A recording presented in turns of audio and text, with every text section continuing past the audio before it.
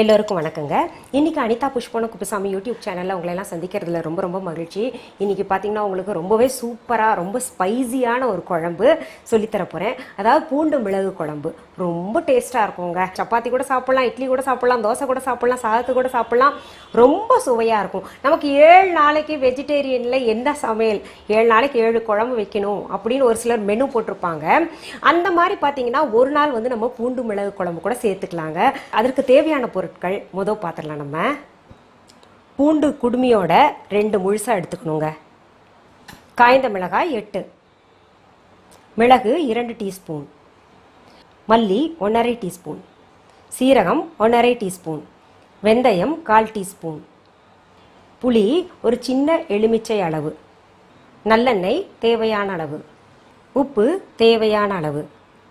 இப்போது பூண்டு வந்து 2 குடுமி பார்த்தீங்கன்னா முழுசாக சொல்லியிருக்கேன் இல்லையா, அதில் கிட்டத்தட்ட ஒரு 25 பல்லு வரும்னு வச்சுக்கோங்களேன். நிறைய பேர் பூண்டு சாப்பிட்றதில்ல. ஆனால் பூண்டு சாப்பிட்றதுனால என்ன நன்மைகள் நான் சொல்கிறேன். தாய்ப்பால் இல்லாதவங்க பூண்டு நிறையா சேர்த்துக்கிட்டாங்கன்னா, அதாவது வெறும் வானிலை நெய் ஊற்றி வாட்டிட்டு சாப்பிட்டாங்கன்னா நிறைய தாய்ப்பால் சுரக்குங்க. உங்களுக்கு தெரியும் தாய்ப்பால் எவ்வளோ மகத்தானதுன்னு தெரியும். அந்த கொலஸ்ட்ராலை அழிக்கக்கூடிய தன்மை பார்த்தீங்கன்னா பூண்டுக்கு தான் இருக்குது. அந்த கேன்சர் செல்ஸ் எல்லாம் அழிக்கக்கூடிய தன்மை பூண்டுக்கு இருக்குது. இன்னும் பூண்டை பற்றி நிறைய மருத்துவ குணங்கள் சொல்லாங்க. இப்போ எல்லாருமே சொல்கிறாங்க மருத்துவர்கிட்ட போனாலே பூண்டு சேர்த்துக்கோங்கன்னே சொல்கிறாங்க. அந்த அளவுக்கு பூண்டோட மகத்துவம் நிறைய இருக்குது. அஜீரண கோளாறு இருக்கிறவங்க எல்லாம் பார்த்தீங்கன்னா அவங்களுக்கு பூண்டு நெய்யில் போடாமல் வெறுமனே வாட்டி சாப்பிடணும். வாட்டிட்டு சாப்பிட்டாங்கன்னா நல்லது. இன்னொன்று இரவில் 2லிருந்து 4 பல்லு பூண்டு என்ன பண்ணும், பாலில் நல்லா காய்ச்சிட்டுங்க அது வந்து குழைய விட்டு சாப்பிட்டா அவ்வளோ நல்லது. நமக்கு எந்த பிரச்சனையும் இருக்காது. அந்த ரத்த சோகை எல்லாம் கூட பூண்டுனால போகுதுன்னு சொல்கிறாங்க. சரி, இப்போ நம்ம பூண்டு மிளகு குழம்பு செய்வது எப்படின்னு பார்த்துடலாங்க. இப்போ நான் அடுப்பில் பார்த்தீங்கன்னா ஒரு பேன் வச்சிடுறேங்க. அதில் நல்லெண்ணெய் ஊற்றிக்கிறேங்க. கார்லிக்கை நல்லா உரிச்சு வச்சுருக்கேன் பாருங்க. நம்ம முதல்ல வந்து இந்த எல்லா பூண்டையும் போட்டு நல்லா வதக்கி எடுத்துக்கணுங்க.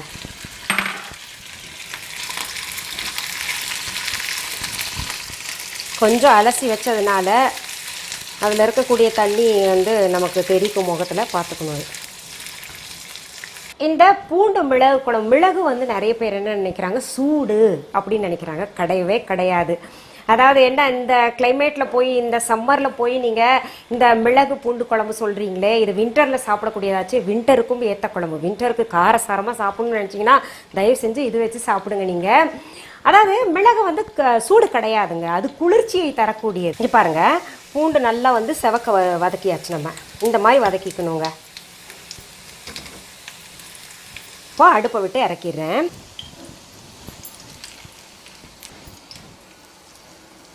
அடுத்தது இந்த மீதம் இருக்கிற எண்ணெயிலிங்க நம்ம என்ன பண்ணணும், இந்த மிளகா வத்தல் இருக்கு இல்லையா, அதை போட்டுக்கலாம்.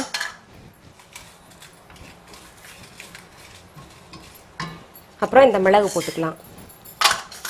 அப்புறம் மல்லி,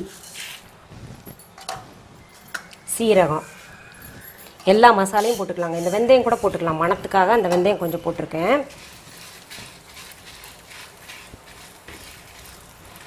இதில் என்ன பண்ணணும்னா இந்த புளியை கூட போட்டுக்கணுங்க.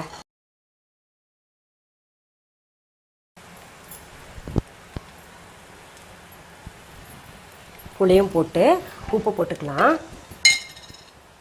இந்த உப்பு வந்து நான் இங்கே பாருங்கள் இவ்வளோ சின்ன ஸ்பூன் தான் இதில் போடுறதுக்கு வச்சுருக்கேன்.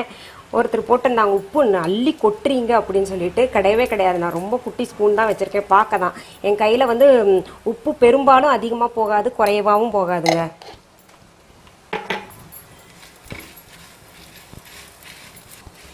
நல்லா செவக்க வறுத்துக்கணும் நம்ம.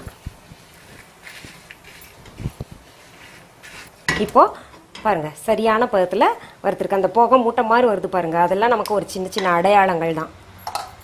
நல்லா மணம் வரும், புகை மூட்டை வருது. ஆற விட்டு இது மிக்சியில் அரைச்சிடலாங்க.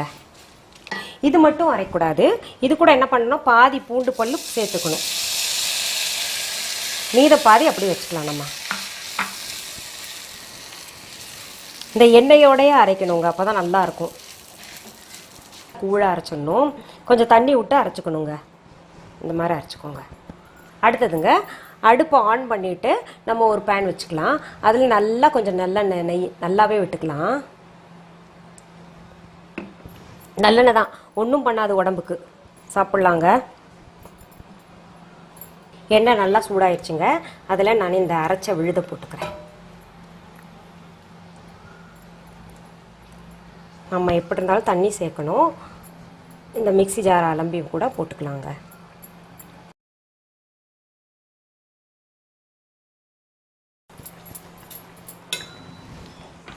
இந்த பூண்டு இருக்கு இல்லையா, வதக்கி வச்சுருக்கோம் இல்லையா, பாதி எடுத்து வச்சோம்ல, அதை கூட சேர்த்துக்கலாங்க.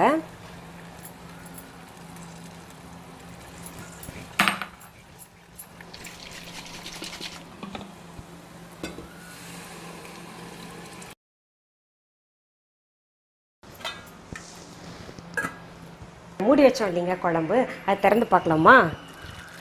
வாவ், ஆஹாஹாஹா, எப்படி இருக்கு பாருங்க. ஆஹா, மனம், இந்த பூண்டும் மிளகும் மனம் அப்படி இருக்குங்க பாருங்க. இந்த நல்லெண்ணெய் நல்லா தனியாக பிரிஞ்சிருக்கு. நமக்கு நல்லெண்ணெய் இன்னும் நல்லா தனியாக பிரிஞ்சு தெரியணும்னா எப்போவுமே என்ன பண்ணணும்னா குழம்புக்கு மேலே கொஞ்சம் ஊற்றிடணுங்க. பாருங்க, நல்லா கொதிச்சிருச்சு, நல்லா பதம் வந்துருச்சு, திக்னஸ் கரெக்டாக இருக்குங்க. இப்போ நான் அடுப்பை அணைக்கிறேன். நல்லா தயிர் சாதத்து கூட கொஞ்சம் சைடில் இதை வச்சு தொட்டு சாப்பிட்டு பாருங்க அம்மா. கொண்டா கொண்டா நிறைய சாதம் சாப்பிடலாம் நம்ம. நான் இப்போ பூண்டு மிளகு குழம்பு உங்களுக்கு செஞ்சு காமிச்சிட்டேன். நான் இப்போ சாப்பிட போகிறேங்க.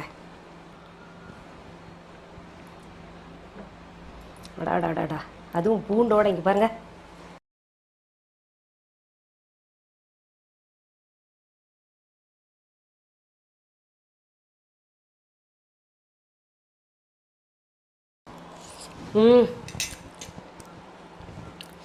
ரொம்ப எக்ஸலண்ட்டாக இருக்குங்க. இதில் ஒரு சிலர் என்ன பண்ணுவாங்கன்னா மேலாக கொஞ்சம் நல்லெண்ணெய் விட்டு கூட சாப்பிடுவாங்க. ரொம்ப சுவையாக இருக்கும், ரொம்ப நல்லது, இன்னும் கூலாகும். என் பிள்ளைங்களுக்கும் பார்த்தீங்கன்னா இது செஞ்சுட்டேன்னா தோசை கூட குழம்பு கொண்டாம்பாங்க, இட்லி கூடயும் கொண்டு ஆம்பாங்க சொல்லுவாங்க.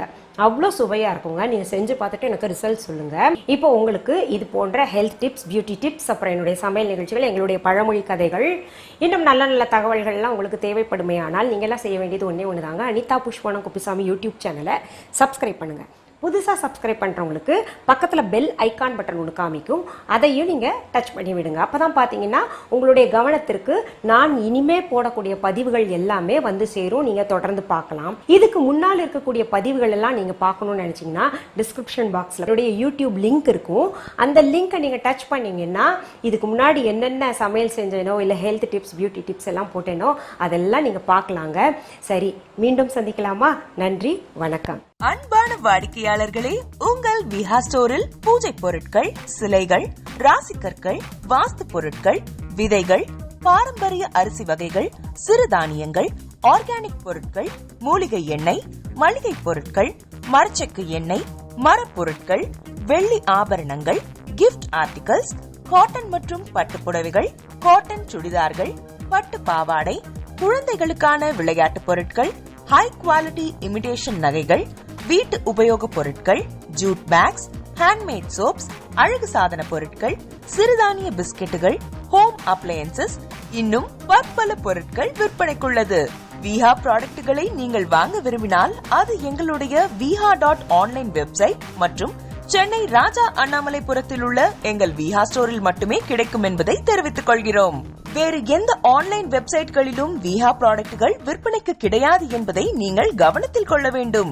எங்கள் விஹா ஸ்டோரின் விலாசத்தை கண்டறிய கூகுள் மேப்ஸில் விஹா ஸ்டோர் என்று டைப் செய்தால் வழியை கண்டறியலாம். www.viha.online வெப்சைட்டிலும் விஹா ஸ்டோரின் அட்ரஸ் உள்ளது.